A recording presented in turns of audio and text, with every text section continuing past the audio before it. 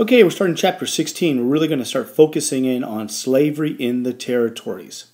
Okay, so, you have to think about, slavery. And it goes all the way back to the beginning of our nation, even predates our nation. But I think a great quote, it's in your textbooks, it's by Thomas Jefferson, in 1820. He's asked about slavery, and he goes on to say something like this, that, slavery is like a guy having a wolf by the ears. Okay? You can't let him go, but you can't hold on forever. Eventually, that wolf is going to tear away and it's going to rip you apart. And that's what he equates slavery to, is a wolf. Okay, right now, we kind of have the wolf by the ears. We've kind of have a grasp on this decision, or this crazy institution of slavery.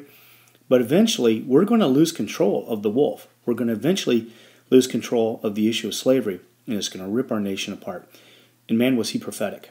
Okay, so let's talk about some things. We have to go back a little bit in time.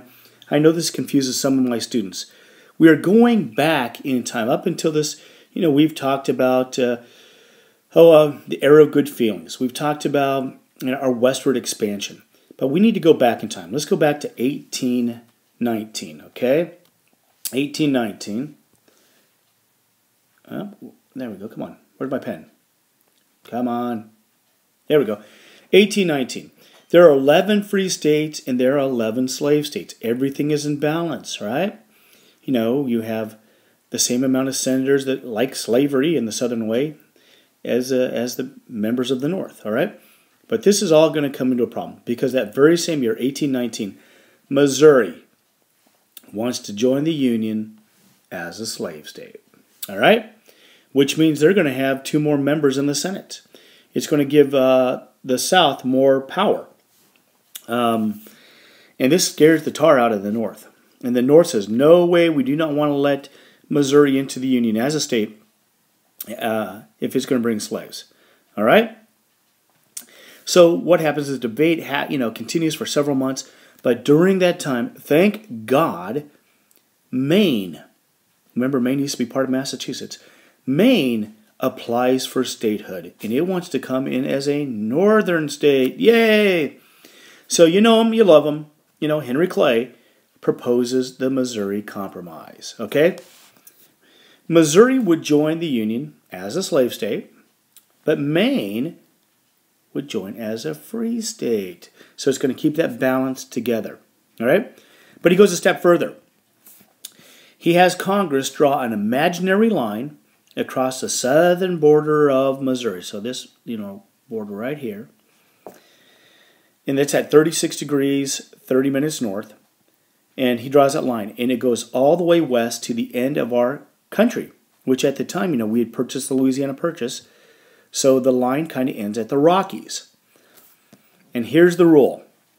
Slavery would be permitted in all territory or all future states south of that line.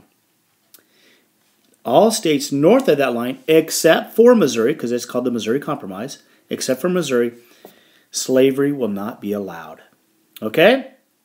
But again, this only applies to the Louisiana Purchase. Now, you guys know, because we've already talked about it, we're going to win a whole bunch of territory from Mexico. All right? So keep that in mind. Okay. So here's the problem. As a result of the Mexican War, the United States has a vast amount of new land. The Missouri Compromise did not apply to this new western land. It didn't apply. When Henry Clay proposes the Missouri Compromise, and the Missouri Compromise really works well for about 25 years, keeps our nation from falling apart. We're able to hold on to the wolf's ears for about 25 years. But when we get this land, is it going to be slavery or is it going to be free? Well, the North, they have an argument. They have a congressman from Pennsylvania. He's kind of unknown.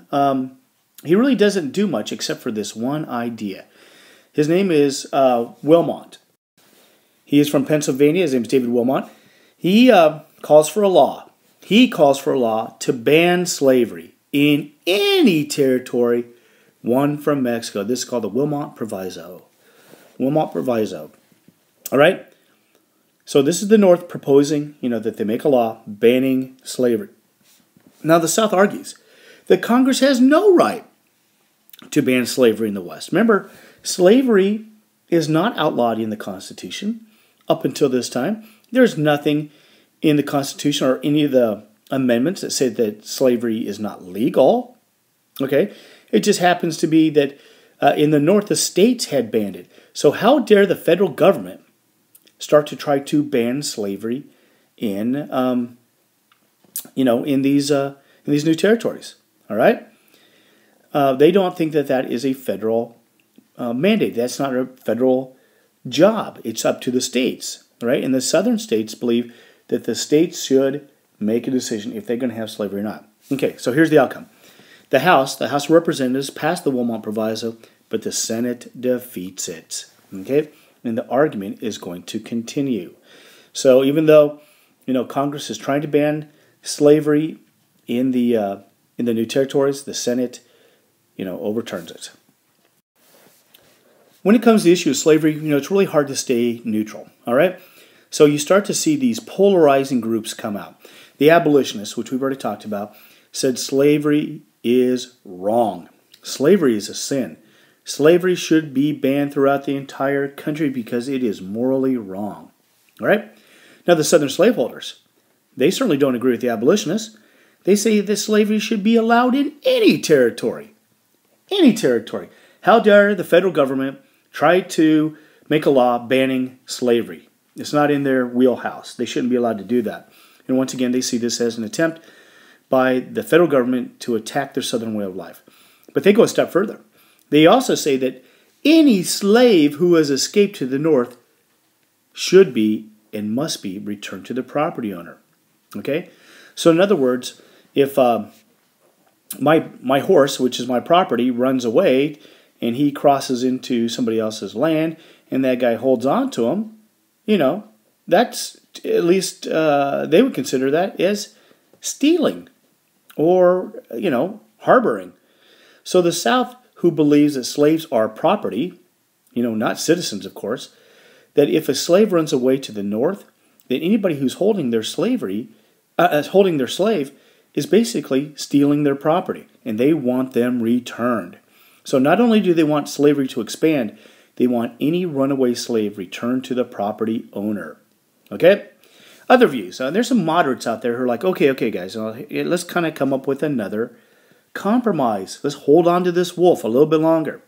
They argue that the Missouri Compromise line should be extended all across the Mexican Cession. Just take the line and extend it west, all the way to the Pacific Ocean. Now, here's the problem. Remember, this is before, what are you going to do with California? California kind of hogs up the whole coast, on the west coast. Any state south of that line could own slavery, they say. All right? But others say, listen, it shouldn't be up to the federal government. I'll tell you what we're going to do. Let's kind of make this decision up to the states. This is called popular sovereignty. They say that any state that's carved out of the Mexican Cession should decide slavery on their own. And voters in the new territory should decide for themselves whether or not to allow slavery. Let the people in the states vote. That's called popular sovereignty. Okay? But this, that sounds like, hey, that seems fair. But you're going to see some unintended consequences to this later on. Okay, so let's look at the election of 1848. Now, this is going to be the first election where slavery is going to be the main issue. So the election of 1848, first time slavery is really a main issue. All right, so many Northern Democrats and Whigs oppose the spread of slavery, though. All right, they oppose it, but they don't dare speak out against it, right? They're not, they oppose it privately. They might even tell groups at a local Northern convention that we think slavery is wrong and it should be abolished or should not be allowed to spread. But nationally, they don't speak out against it because they do not want to lose support of the Southern Democrats or Whigs. So they stay silent. They also fear that if we really start to talk about slavery and we really kind of say that we should end slavery or stop the spread of slavery, it's going to split the nation. So a lot of these people that really do oppose slavery are sick of it. They're saying, we're sick of you guys not making a stand. So in 1848, anti-slavery members of both parties, both the Whigs and the Democrats, form a new party. They meet in Buffalo, New York, and it's called the Free Soil Party. Free soil. Think about it. What's that mean? Keep the land free of slaves. All right?